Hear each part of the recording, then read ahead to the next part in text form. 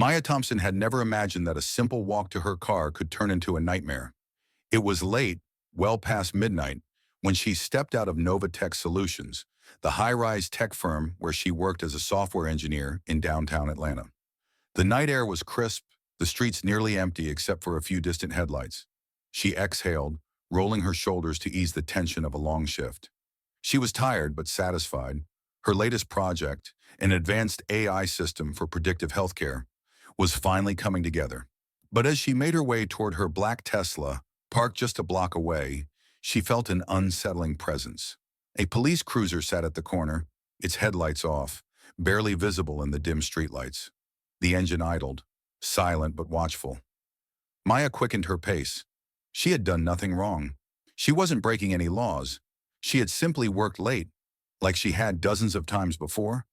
But as she reached for the car door, red and blue lights flashed behind her, cutting through the darkness like a knife. "Hands where I can see them!" The voice was sharp, commanding. Maya froze, turning slowly to see two white officers approaching her, hands resting on their holsters. Her heart pounded. Not again. "Ma'am, step away from the vehicle," the taller officer barked. His badge read Officer Reynolds. His partner, a stocky man with cold eyes, stood beside him. Officer Carter. Maya frowned. "What's the problem, officers?" she asked, keeping her voice steady. "This car," Reynolds gestured at her Tesla, "matches the description of a stolen vehicle." Maya's stomach tightened. "This is my car. I can show you my registration." "Step away from the vehicle," Carter interrupted, stepping closer. Maya hesitated. She had heard stories like this before. A black person getting accused of a crime they didn't commit, things escalating too fast, ending in tragedy. Still, she stayed calm. "I have my ID and my registration in my purse," she said, slowly reaching for her bag. Reynolds' hand flew to his gun. "Don't move!" Maya froze, breath catching in her throat. "What the hell?" she exclaimed, eyes wide. "I was just—" Before she could finish, Carter grabbed her arm and yanked her backward. Pain shot through her wrist. "You're under arrest for suspicion of grand theft auto, resisting arrest, and failure to comply," Reynolds stated coldly, already pulling out his cuffs. Maya struggled against Carter's grip. "What? Are you serious? This is my car. I have proof." "Tell it to the judge," Reynolds sneered. Click. The handcuffs locked around her wrists. Maya's mind raced. This can't be happening. She was being arrested for stealing her own car. Public humiliation. A small crowd started forming nearby. Late-night pedestrians, a few people stepping out of bars and restaurants, phones out, recording. "She didn't do anything," someone shouted. "This is some racist BS," another voice chimed in. Maya's face burned with humiliation, but more than that, rage. She had worked her entire life to get where she was, and yet none of it mattered in this moment. To these cops, she was just another black person to be profiled, harassed, and thrown into the system. They shoved her toward the police cruiser, her Tesla sitting untouched behind her. The injustice of it all made her stomach churn. And then, the moment everything changed. A call from a powerful friend. As they forced Maya into the back seat of the squad car, Carter's radio crackled. "Dispatch to Unit 47. Do not process suspect. Repeat, do not process. Release immediately." Carter and Reynolds exchanged confused glances. "Come again, dispatch," Reynolds said. A pause, then, "We just received an urgent call. Release her. Immediately." Maya blinked. "What? From who?" Carter muttered under his breath, and then through the static of the radio, a name came through. Elon Musk. The name that stopped everything. The street was silent. Everyone heard it, even Maya. Elon Musk. Her brain struggled to make sense of it. Why would Elon Musk, one of the most powerful men in the world, be calling about her? Reynolds stiffened, his grip on her arm loosening. "You're kidding me." "Negative," dispatch confirmed. "His legal team just contacted the department. Orders from the top. Let her go." Maya's heart pounded. What the hell was happening? The officers hesitated. Carter looked pissed.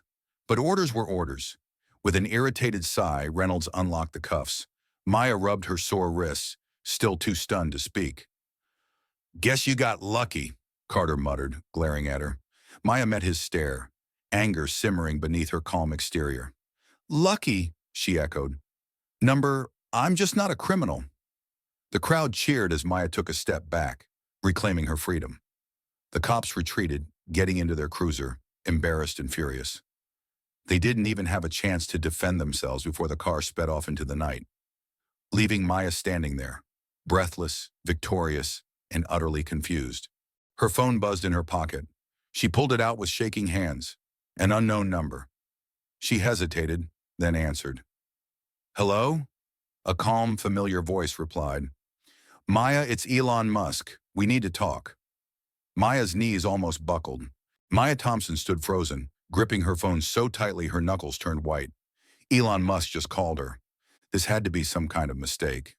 Her mind raced, replaying the events of the last hour. The arrest, the humiliation, the sudden intervention. It had all happened so fast. Too fast. And now the richest man in the world was on the phone with her?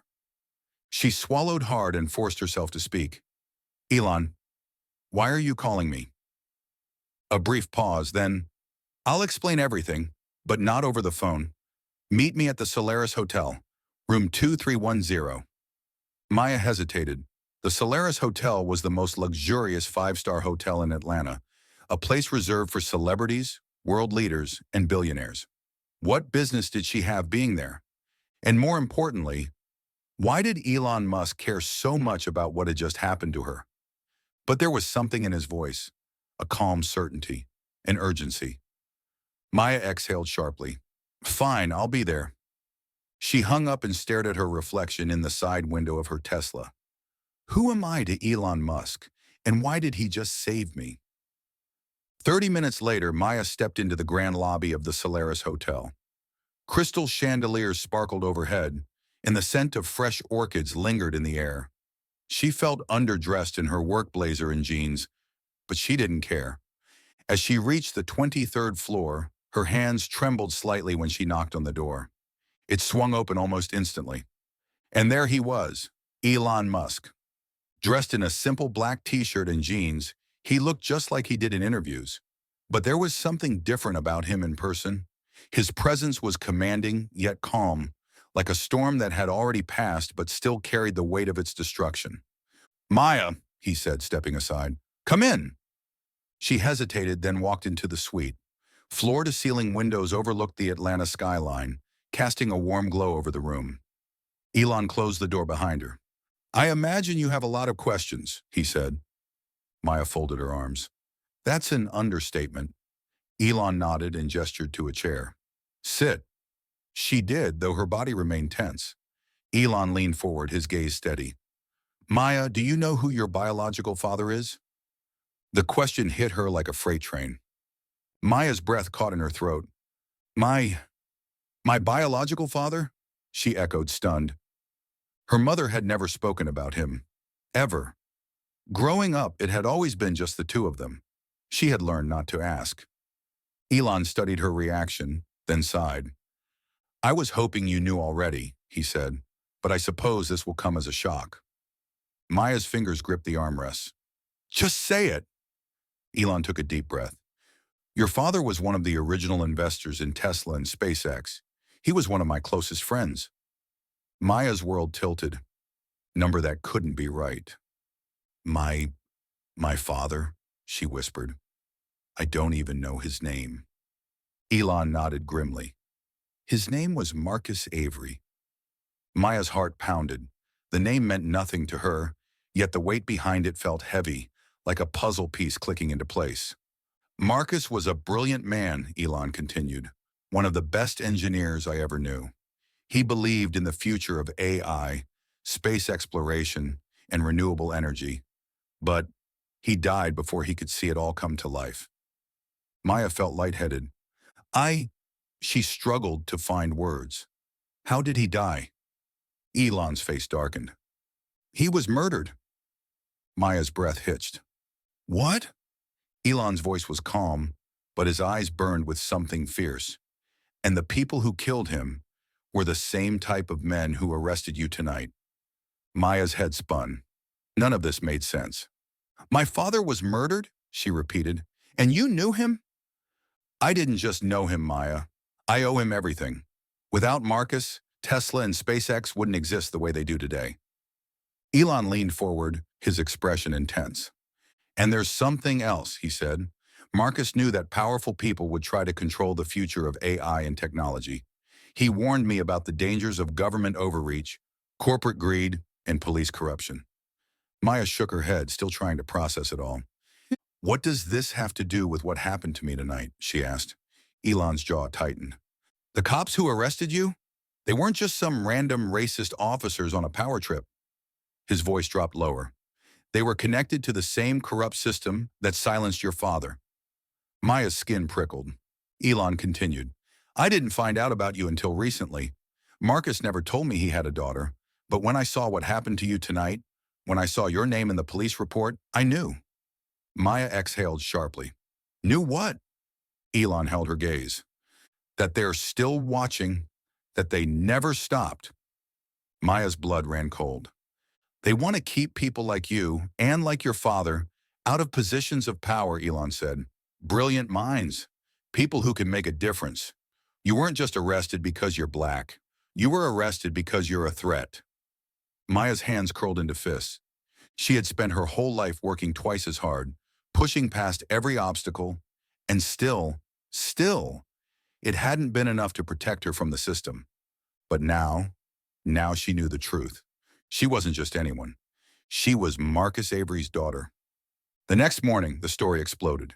Elon Musk personally took to Twitter. Last night, an innocent black woman was arrested for stealing her own car. This is the reality of systemic racism. But what they didn't know, she is the daughter of Marcus Avery, one of the greatest minds I've ever known. We will not stay silent. Short justice for Maya. The tweet went viral instantly. News outlets picked up the story. Millions of people watched the video of her arrest. Celebrities, activists, and politicians demanded justice.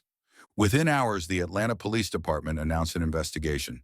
By the end of the day, officers Reynolds and Carter were fired. Maya watched it all unfold, feeling a mix of vindication and exhaustion. But this wasn't over. Elon placed a hand on her shoulder. Marcus always wanted his daughter to change the world. Maya looked at him, fire in her eyes. Then let's make sure his killers never silence anyone again. To be continued?